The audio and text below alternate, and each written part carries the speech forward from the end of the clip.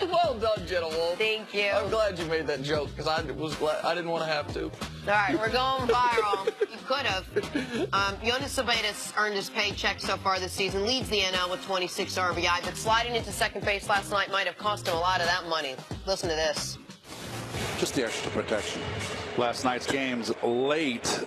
Brian Snitker, the manager of the Braves, opted to keep the left-hander Minter in to face Cespedes. That's diamonds? Oh, his chain broke, and those are the that's some residue. Well, the cleanup is underway after Yoenis Cespedes' necklace exploded. As Dribble Cabrera, who has done everything for this team this year, now doing the housekeeping. I like it. This is what I like even more. So that's a big bridge to build, production staff, to get to this joke again. At least they gave you, is that even your body? That actually looks a little beefier. Of course it's not my body. It's also not my chain. It's also, there's what, see? Go ahead. That happened to me before. That happened to me twice with my diamond necklace, and it's even more difficult. At least they got a higher staff, you know, and he has white diamonds. I have black diamonds, they're significant for something else, but they're harder to find when it breaks because it's like a fishing line that they thread through it. Yeah, so, yes. CeCe's necklace is gorgeous. I don't know why don't we call CeCe one chain? Like y'all started to call me. CeCe has one chain as well. In fact, he was the original one chain. I don't understand this. Well, I actually have more than one chain. I only wear one chain at one time. All right? You're just aspiring. You're one chain. Yeah, you're getting there. That's a bad beat for Cespedes, by the way. Like those to have it. Oh, no, we're going to stop the game. We're not playing until we get all them. No, I need all 28 of them, bro. All of them, not leaving one out there. Absolutely. What's up, the Mets are playing good. The Mets playing great. They started off playing good. Then they went to a little Mets thing. Yeah, a little Mets. For them to be in the show, hey, Mets, we'll see y'all this summer. Yeah. Yoenis Cespedes. Bye-bye, Pep. Time for some stories to start your morning. Some breaking news to pass along. According to reports, Jason Witten will be, in fact, not a Dallas Cowboy next year. He is retiring. He'll be an analyst on Monday Night Football. CC, now that this is official, what does it mean for the Cowboys offense? They can get a lot faster. That's what, if you set a goal, Chris, how does Dallas improve this offseason? How do they get faster at the wide receiver? How can they stretch defenses? Not only sideline to sideline, but I want a vertical threat. I want a vertical threat down the middle of the field, which almost every NFL team has, and I want more vertical threats on the outside. So Jason Witten, over the last 3 seasons, if there's 44 tight ends that qualified, he's one of the worst as far as 9 yards per catch. Yards after the catch, that's been limited the last several years of his career, too. So I believe they can get more explosive. I think they can as well, but it is an indictment on the overall quality of the pass catchers on your roster that a guy who was past his prime 4 years ago, losing him is a major loss. That you look at it like, oh, man, what are they going to do without Jason Witten? I understand. Listen, great guy, excellent leader, the intangible stuff he has a great reputation for, and it is well-deserved. And he's been a very consistent performer in this league and still a good blocker. But he wasn't a dynamic playmaker and hasn't been a dynamic playmaker since, forget since Dak was there, since before the Dez Bryant playoff game. We're talking about 2011, 2012, last time Jason Witten was a real downfield threat for the Dallas Cowboys.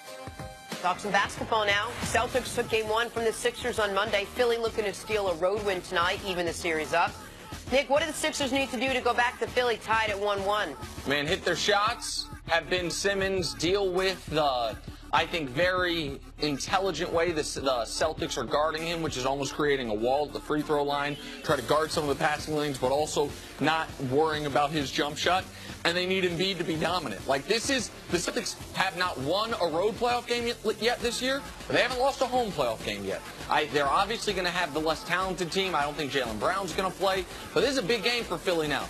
You don't want to win 20 of 21 and then all of a sudden lose 2 straight. Lose more games in this 3 days than you had lost in 2 months. So big game for Philadelphia tonight. I think Philadelphia, they get back on track, but what we want to watch for is watch how fast they play offensively. If they play at the pace they played during the regular season, they'll get the same shots because they got some open shots. They just didn't knock it down. We talk about being a make or miss league, but inside of that, play at a pacing that they can get those shots and get them more frequent. I wouldn't be surprised, too, if Markelle Fultz, if he came off the bench, give him a little boost, a little more athleticism, get him penetrating and breaking down. But I believe defensively, they will play so much better than in game number 1. That's what I'm looking forward to, the defense. Reddick can't guard Tatum. They got to change that matchup.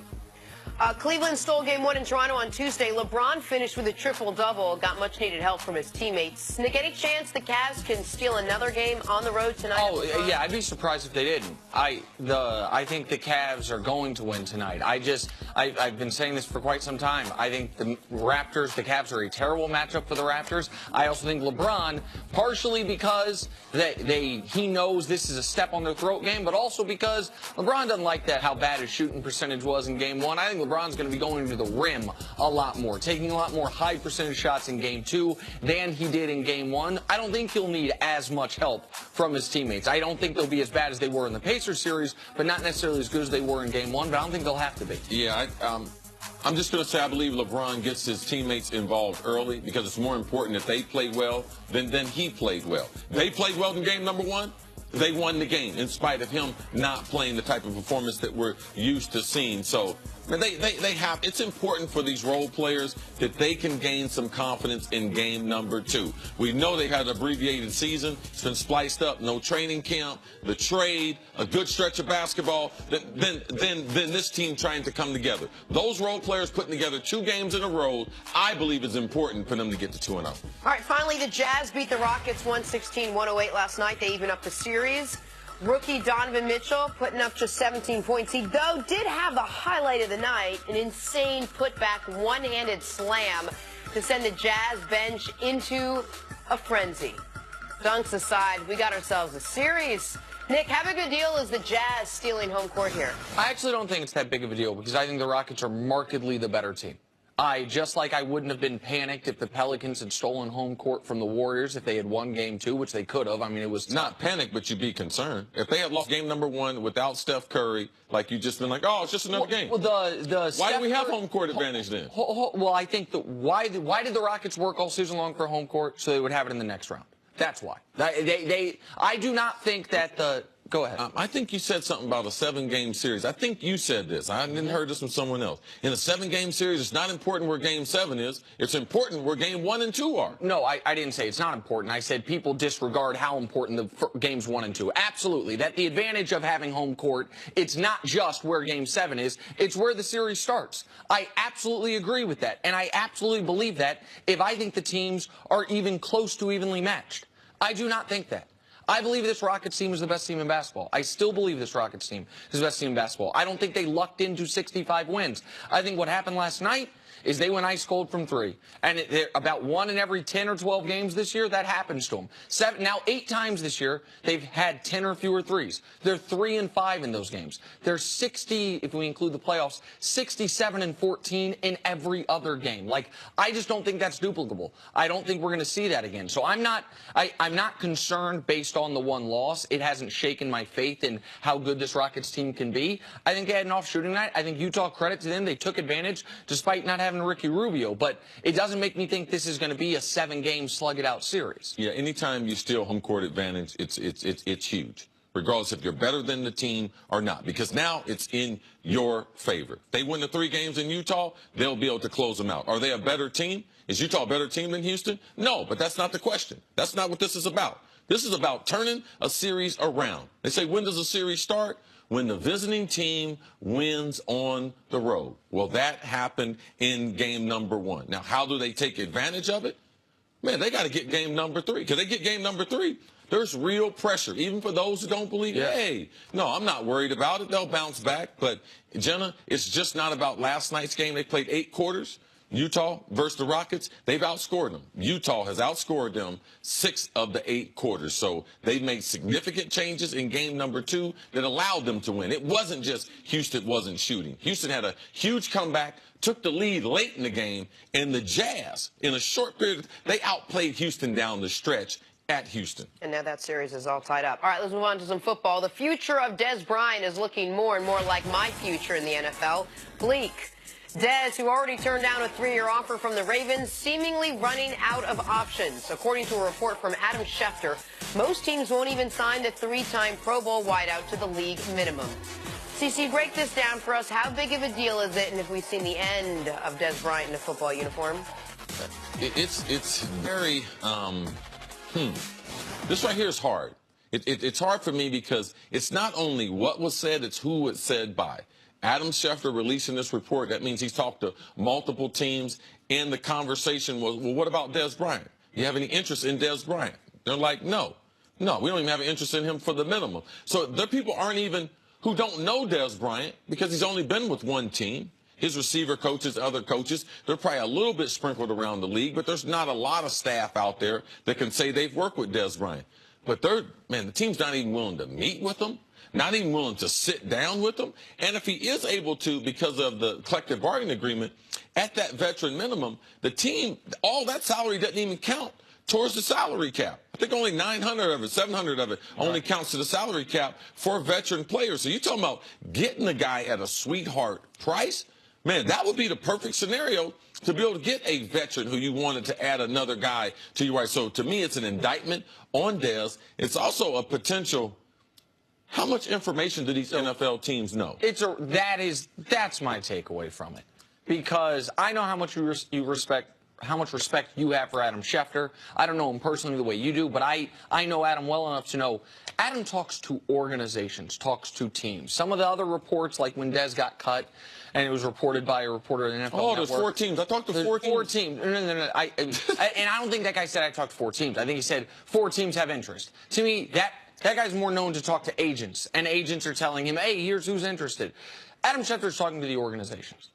And no matter what you think about Dez Bryant, he can only run 3 routes. He can't get separation. His yards after catch and his catch rate are near the bottom of the league for guys who are targeted as much as him. If you don't want Dez Bryant, even at the minimum, that is not a football decision. That is a non-football decision. That is saying either when we are off the field but in the facility, or maybe more so when he is away from the facility, we do not want to attach ourselves to him. That whatever infrastructure he had around him in Dallas, that Dallas was willing to do when he's one of your best players, as he was for years 3, 4, and 5 of his career. They're not willing to do when he's not. No, absolutely. And we do not want to put in the time, effort, and headache it takes to make sure Dez stays figuratively within the lines. That isn't me trying to cast aspersions on the man's character. That is me analyzing the facts on the ground. If you don't want Dez Bryant at $1 million a year, that is not about football. That is about what you believe Dez Bryant to be outside of football. And it's not just the Cowboys. Other teams, including the Cowboys, have taken guys on their roster who have had similar stories, similar off-the-field problems, antics, if you will, not even like legal troubles, just whatever it is, they take them in if they're producing on similar levels to Dez Bryant. But for them to just not even want to meet with him, what does this say to the character of Dez Bryant? And are they factoring that in more than the limited production that he has had? There's no doubt when you're a player like Dez, because a lot of this, too, and it comes back to, we were talking about Baker Mayfield, and was New England really, did they have a genuine interest in him? They were like, yeah, we're willing to, Josh McDaniels talked to the agent, yeah, we're potentially looking at trade. But New England wanted to do is get him in the building, because now they have all that information. So these players, they don't realize, whatever intel they do on you coming in the league, they keep that file, and it's either, oh, man, he was immature and now he's mature, or you build on that file. So that file of Dez and who he is as a person, it's starting to circulate around, because it was only important to Dallas before. Now it's important that the other teams do their research. And obviously in their research, they don't like what they're seeing, because you don't want to make that minimum investment. It speaks to a lot of different things outside of football. And you also have to keep in mind the narrative surrounding Dez before this Adam Schefter report was that Dez had turned down a deal, right? Dez had turned down a multi-year offer from Baltimore. So it does not make sense that when Adam Schefter calls a team, he is not saying, are you interested in Dez? Would you be interested in him at the minimum? Because no one was even considering Dez to be Dez turned down around $7 million a year for 3 years from Baltimore. And to me, it is exactly the way you described, that he calls whomever, Team X, are you interested in Dez Bryant? No, we're not. Not even at the minimum. And then when one team says that to him, so now Schefter's the next time. Hold on, such and such. I don't know if you can say this. Said they're not even interested. Would you take him at the minimum? Nope. That is an indictment. That is, you're right, Jenna. That if he were still a great player, you would look past the other stuff. But his play combined with whatever it is that the league believes about him outside of football, that's why he's in the situation he's in. All right, well, Des Bryant isn't the only loss for the Cowboys. Coming up, they just lost their 11-time Pro Bowl tight end who's chosen to retire. More on that next on First Things First. Acting is about